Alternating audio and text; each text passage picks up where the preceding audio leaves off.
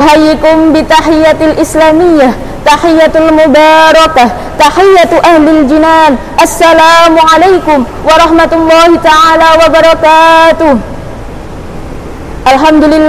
Alhamdulillahi rabbil alamin. Nahmaduhu wa nasta'inuhu wa nastaghfiruh wa na'udzu billahi min syururi anfusina wa min sayyiati a'malina. May yahdihillahu fala mudhillalah wa may yudlilhu fala hadiyalah. Asyhadu an la ilaha illallah wa asyhadu anna Muhammadar Rasulullah. Allahumma shalli ala sayyidina Muhammadin wa ala alihi wa sahbihi ajma'in, amma ba'd. Yang terhormat Bapak Kepala Madrasah Aliyah Negeri 2 Banyuwangi, yang terhormat Bapak Ibu guru serta staf karyawan-karyawati MAN 2 Banyuwangi, dan teman-teman yang insya Allah berbahagia. Marilah kita panjatkan puji syukur kehadirat Allah Subhanahu wa ta'ala yang telah memberikan kita rahmat, taufik serta hidayahnya sehingga kita bisa berkumpul walau dalam virtual ini dalam keadaan sehat walafiat. Amin amin ya rabbal alamin. Salawat serta salam semoga tetap tercurahkan kepada junjungan kita Nabi besar Muhammad sallallahu alaihi wasallam yang telah menuntun kita dari zaman jahiliyah menuju zaman yang terang benderang, yakni ad-dinul Islam.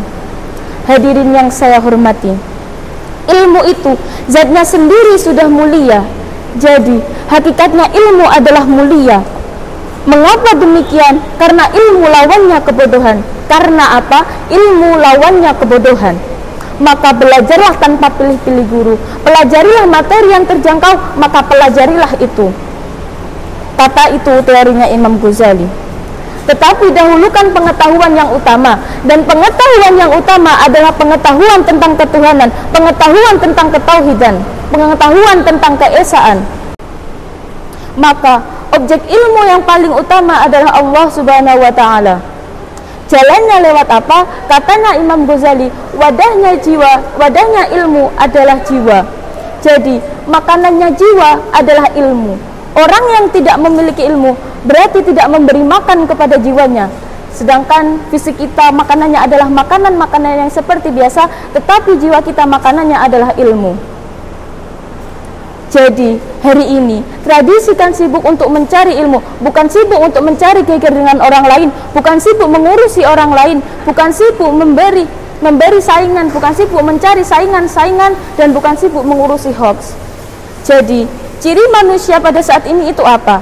Kalau bahasanya hiperrealitas, hari ini manusia itu seperti epilepsi komunikasi. Dalam artian manusia dihujani oleh informasi-informasi yang dimana manusia memilih kategori bukan dari kategori yang penting, bukan dari kategori yang benar, tetapi memilih kategori yang menarik, yang wow. Tidak penting lagi mana yang penting, tidak penting lagi mana yang benar, tetapi memilih mana yang wow-nya. Itu yang disebut sebagai epilepsi komunikasi. Jadi putus-putus rangkaian pengetahuannya, dipilih yang kamu butuh saja. Akhirnya apa? Media menyediakan yang menarik buatmu saja. Hadirin yang saya hormati, tiada yang sulit dalam hidup ini, yang ada adalah ketiadaan ilmu.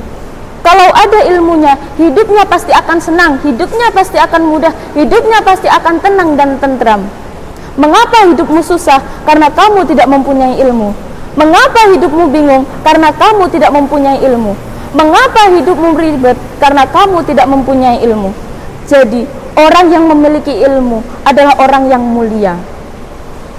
Ilmu yang harus kita bekalkan kepada generasi-generasi muda pada saat ini, di antaranya adalah ilmu agama, ilmu profesi, dan ilmu kreasi. Ilmu agama kita dapat dari mengaji, ilmu profesi kita dapat mulai dari TK hingga ke perguruan tinggi. Ilmu kreasi kita dapat melalui realitas-realitas kehidupan. Ilmu agama menjadikan kita takwa, ilmu profesi menjadikan kita cerdas, dan ilmu kreasi menjadikan kita terampil.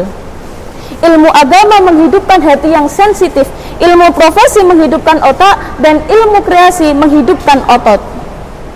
Ilmu agama mengolah rasa, ilmu profesi mengolah rasio, dan ilmu kreasi mengolah raga. Dan kita sebagai umat muslim sangat diwajibkan untuk menuntut ilmu. Sebagaimana suatu hadis yang berbunyi, Thalabul ilmi faridatun ala kulli muslimin wa muslimatin. Menuntut ilmu itu wajib bagi setiap muslim dan muslimat. Rawahu Ibnu Majah nomor 224. Di samping itu, utlubul ilma minal mahdi ilal lahdi. Tuntutlah ilmu mulai dari buayan hingga ke liang lahat. Hadirin ma'asyiral muslimin rahimakumullah.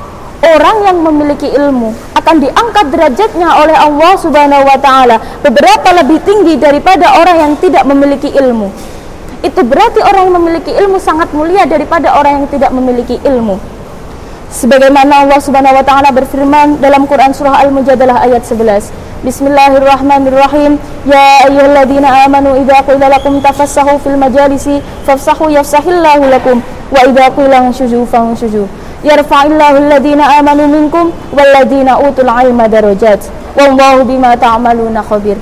Yang artinya, hei orang-orang yang beriman, apabila dikatakan kepadamu berlapanglah dalam majelis, maka lapangkanlah, niscaya Allah akan melapangkan kehidupan untukmu. Dan apabila dikatakan berdirilah, maka berdirilah kamu, niscaya Allah akan mengangkat derajat orang-orang yang beriman di antaramu dan mengangkat derajat orang yang berilmu. Dan Allah Maha mengetahui apa yang kamu kerjakan. Dari ayat tersebut menandakan bahwa dengan ilmulah manusia bisa menjadi lebih mulia daripada yang lain. Manusia tidak dilihat dari hartanya, nasabnya, apalagi fisiknya, melainkan dari ilmu dan akhlaknya. Man fi tariqil ta'allumi yasluki. Barang siapa yang berjalan di suatu jalan untuk menuntut ilmu, fa ilal jinani lahu tariqun suhila, maka dia akan dimudahkan jalannya menuju surga.